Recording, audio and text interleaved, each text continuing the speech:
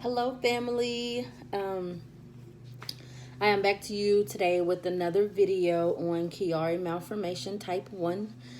This video is more so to talk to you guys about symptoms and things like that. If you have not already, you will probably want to go watch the first video that I did, which is kind of like an introduction on what Chiari Malformation is and how I came to be diagnosed with it. So if you have not watched that first, you probably want to go do that. This video, I'm kind of going to hit some points of my symptoms and then what the National Association of Neurological and Disorders, like what their organization say symptoms are for adults. So yeah, here goes. So the first one that they list is neck pain. And I had neck pain. Most of the time it would be maybe like after sitting at work all day or driving a long distance or sleeping. I noticed it more often when I was sleeping and waking up in the morning, and like all of that would just be really tight and hard to move. And I just thought maybe, I need a new pillow, or I slept wrong. So I really didn't think anything of it. Excuse me. I didn't think anything of it. I just kind of dealt with it. It was painful sometimes, but not debilitating pain. So just one of those things that it happened, you let it roll off. You may take ibuprofen, or at least I did, and then I just kept going. Another one is hearing and balance problems. And I didn't really have these issues. Every now and then in the shower, I probably got a little dizzy, or like I danced at church. So there were certain moves that I'm just like, y'all, I can't do this because I can't balance myself. So again, something that I just kind of brushed off as something that I just wasn't able to do, not knowing that it was related to Chiari. Another one is muscle weakness and numbness. If you watch the first video, I did talk about some numbness in my hands. After doing a little bit more research and thinking about just, in the past, there was numbness in my legs, like after going for a walk. Here more recently, because I don't really exercise, but over this past summer, I would take my 3-year-old out and we would walk down at the river, or walk around the park or something like that. So, and then I recently got an Apple Watch, and of course I'm trying to meet my step goals for the day. So I did a lot more walking recently, and just thinking back after doing the research on Chiari, like my legs would be numb and tingly after going for those walks. Again, I'm just starting out exercising, so I'm just like, oh, it's just something because my body isn't used to exercising. So I didn't really pay much attention to that. Dizziness, I did have dizziness quite often, and I can't really pinpoint how far back it goes, but definitely I did have some dizziness. There were times when I would be talking to my sister, just like, I really feel dizzy, and she would say, hey, you need to check your blood sugar, you need to, you probably should go to the doctor about that. I never mentioned it to my doctor, but I did have my blood sugar checked just at like your yearly physical visits, and my blood sugar always came back okay. So I just kind of put it off, like, maybe I'm just doing too much, overexerting, or maybe my blood pressure's high or something. Didn't really pay attention to that, not knowing that all of this stuff is connected. Another one that says difficulty swallowing or speaking. I don't really have much issues with speaking. However, again, after doing the research on what could happen and like certain symptoms of having Chiari, I do have trouble swallowing, and at least once a day I choke on my spit just for no reason, or I choke on a drink just randomly, and this is a symptom, and this is my normal. This is something that I've been dealing with, and this is something again, I can't pinpoint when it started or anything like that. because I wasn't paying attention to it. I know that it happens, but it's not something that I would like say, hey, I shouldn't be choking on my spit all the time. Whatever. And I just keep on going, you know. There are also times when I would be eating and have to like really think about swallowing and really try to get my food down. I never, maybe I took a big bite or, you know, something like that. But apparently that's not normal. Vomiting is another symptom that they list. I did not vomit. I didn't really get any of that. Ringing or buzzing in the ears. The only time that I would have like this ringing sound in my ears or sounded like they were like filled with water or something. The only time that I had that issue was when I was having a Chiari headache. And I'll talk about that here in a little bit. But having a Chiari headache would cause like pulsating, watery sound. Feels like kind of like if you were to go in the hills, like you're not used to living in the hills, and then you go in the hills and your ears kind of just like do this whoosh noise. That would happen only when I was in the middle of an episode as far as headaches. Curvature of the spine. I didn't have that issue. I don't have that issue. I do have a MRI scheduled today to check my lower spine to see if it's tethered or not. So if, you know, I'll let you guys know what the results of that particular MRI is in a later video. But I have had x-rays done of my upper back, and there has not been any curvature in that.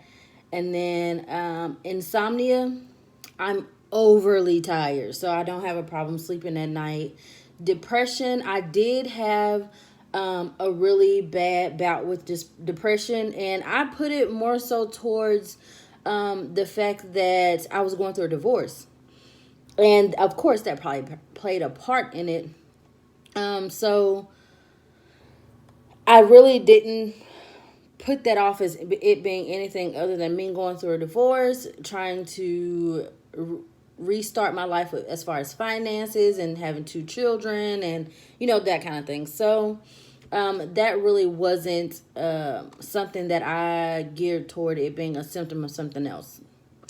Chiari malformation also causes poor coordination and fine motor skills. And again, if you watched my first video, you know that I had issues with being able to use my hand. I didn't necessarily have any coordination issues or fine motor skill issues because I would braid hair sometimes or whatever, and I really didn't have an issue with that. I did notice, however, that my writing, like what my writing looked like, became a little more sloppy over time. And, you know, I would have to really think about writing and really like take my time to make my writing look neat.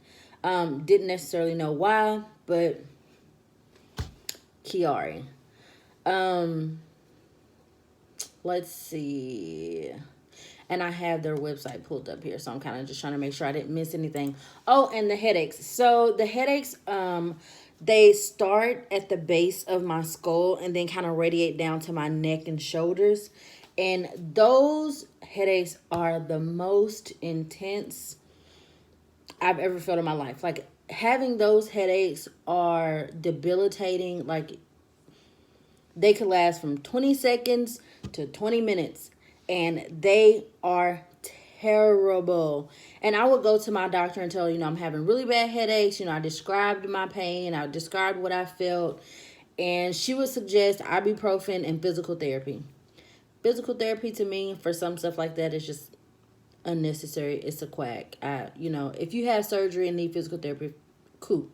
But to just go to physical therapy just because I have headaches and it radiates down, that was dumb to me, and I didn't waste my money.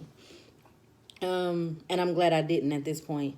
But they, like, you just never know when a headache is going to come. So to take ibuprofen for a headache that may just come like out of the blue, that really wasn't a help to me. So I would get headaches when I was coughing or laughing or bending down or like trying to pick up one of the kids or like anything that exerted energy or pressure of any kind, I could get a headache.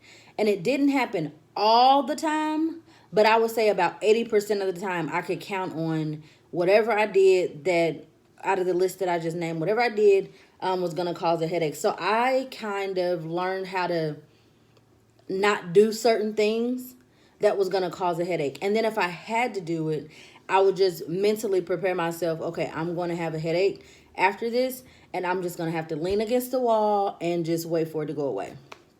And, when I would get those headaches, I would just pause whatever I was doing because all of this would stiffen up. All of my neck and shoulders would stiffen up.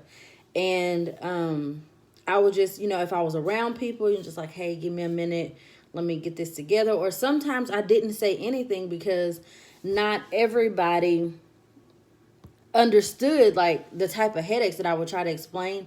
So I just kind of kept it to myself. And, after a while, because I had those headaches probably about 2 years almost.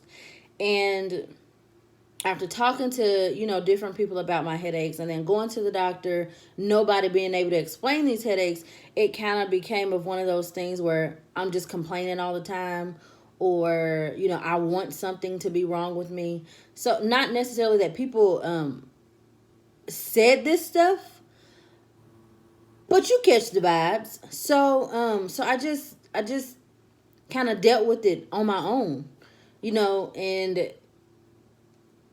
yeah, I did. So, but they're really, really, really, really, really painful. If I was to like go into like when the weather changes, having asthma attacks, that would increase the pain like 50 times more. If I had a cold, it would be extremely painful. So it's just like different stuff that I just had to learn how to treat the symptoms to try to avoid different things that was going to cause or make the headaches worse. Another symptom, it's not on this particular website, but another symptom after reading about it was vision loss or like blurry vision. And I did start having blurry vision at one point, which prompted me to even go to the doctor. And when at my very first doctor's visit, I got these glasses, and no, it was another pair. Take that back. It was another pair. But she said that I had a lazy muscle because they were like, I would look at and try to read the letters, but then I had to like step away and kind of like blink my eyes and try to readjust because it was blurry and I couldn't see. So she felt as if there was just a weak muscle or something in my eye to kind of that was causing me to have to do this. So I did get glasses with medicine to try to help that out. It helped a little bit, but I still had that issue. There were times like when I was dizzy. Most of the time if I was dizzy, I also had blurred vision on the same day. And again, my sister thought that I was having symptoms of being diabetic. But my blood sugar always came back fine. Having to go to the restroom a whole lot. I thought I had overactive bladder. I didn't go to the doctor about this because I felt like that was something for old people. So I didn't go to the doctor, but I always felt like I went to the bathroom way more than the normal people. So you're probably wondering, how am I comparing myself to other people? If I'm sitting at a house chilling with friends and I go to the bathroom 6 times compared to their 0, I felt like there was something wrong. Like, why aren't y'all going to pee? Because I felt like this was my normal. Everybody go pee this much. Maybe not. No, that's clearly not the case. Again, that's kind of one of the symptoms of being diabetic. My sister said, hey, you need to get checked for having diabetes. That wasn't the case. So there are a lot of symptoms that I did have that I did not know were associated with Chiari malformation. Everybody's situation is different. Everybody is, they respond differently. They have different symptoms. There are adults who go their whole life and have no symptoms at all. So I did have these symptoms, and while I didn't know what it was associated with, I encourage you guys to, if you feel like something is wrong with your body, then definitely talk to your doctor about it or get a second opinion. I did have the thought for my headaches to go see a neurosurgeon or a neurologist, and I didn't. And I'm kind of upset with myself that I didn't, because this probably could have been found and corrected a long time ago. But however, I am here now, and we are on the road to getting fixed and hopefully a good recovery. So yeah, that is all for today.